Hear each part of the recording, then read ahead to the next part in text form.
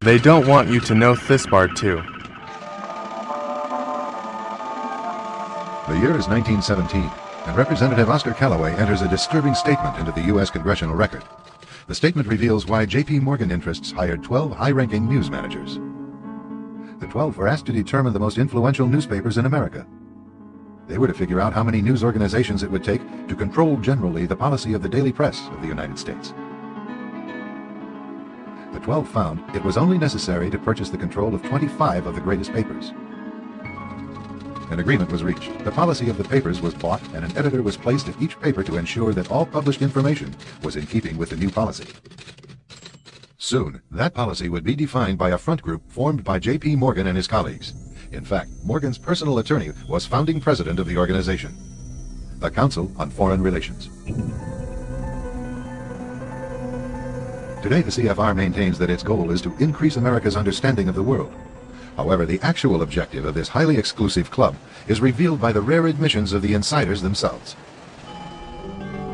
In the early 60s, a Georgetown University professor collects information for a book favorable to the network of powerful men who founded the CFR. For 2 years, Professor Carroll Quigley is allowed to examine the confidential papers and secret records of this network. Quigley reveals that these men aim to create a world system of financial control in private hands, able to dominate the political system of each country and the economy of the world as a whole. In short, they seek total and quiet control of the entire world. And the CFR is their most visible conduit for carrying out that agenda. CFR members include America's wealthiest tycoons, as well as the highly placed elite in government, academic institutions, tax-exempt foundations, and the establishment media. Ruling Class Journalists, written by Richard Harwood, describes the CFR membership as the ruling establishment in the United States. The Washington Post article boasted that news reporters who are CFR members do not merely analyze and interpret foreign policy for the United States, they help make it. Who are these policymakers? Many of their faces are familiar. NBC's Tom Brokaw, CBS's Dan Rather, ABC's Barbara Walters, Jim Lehrer of PBS, William F. Buckley of National Review, media mogul Rupert Murdoch, owner of the giant multifaceted News Corporation. These media heavyweights, and many others like them, are members of the CFR. Powerful corporations are also invited to become members. At the close of the 20th century, CFR influence presided over far-reaching consolidations of media control. In 1995, CFR members Michael Eisner of Disney and ABC's Thomas Murphy merged their media empires. Soon after the merger, the Disney-ABC empire becomes a CFR corporate member.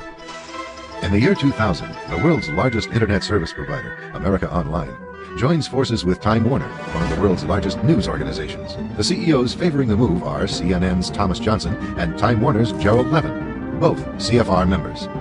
Once again, another media giant is created under the shadow of CFR influence. Today, an elite handful of individuals define the agendas that are supported by the empire of establishment news. Hi, I'm Fox San Antonio's Jessica Headley. And I'm Ryan Wolf. Our greatest responsibility is to serve our Treasure Valley communities, the El Paso Las Cruces communities, Eastern Iowa communities, Mid-Michigan communities. we're extremely proud of the quality, balanced journalism that CBS 4 News produces. But plaguing our country. The sharing of biased and false news has become all too common on social media. More alarming, some media outlets publish the same fake stories without checking facts first. The sharing of biased and false news has become all too common on social media. More alarming, some media outlets publish the same fake stories without checking facts first. Unfortunately, some members of the media use their platforms for their own personal bias and agenda to control exactly what people think. And this is extremely dangerous to our democracy. This is extremely dangerous to our democracy. This is extremely dangerous to our democracy. This is extremely dangerous to our democracy. This is extremely dangerous to our democracy. This is extremely dangerous to our democracy. This is extremely dangerous to our democracy. This is extremely dangerous to our democracy. This is extremely dangerous to our democracy. This is extremely dangerous to our democracy. This is extremely dangerous to our democracy. This is extremely dangerous to our democracy. This is extremely dangerous to our democracy. This is extremely dangerous to our democracy. This is extremely dangerous to our democracy. This is extremely dangerous to our democracy.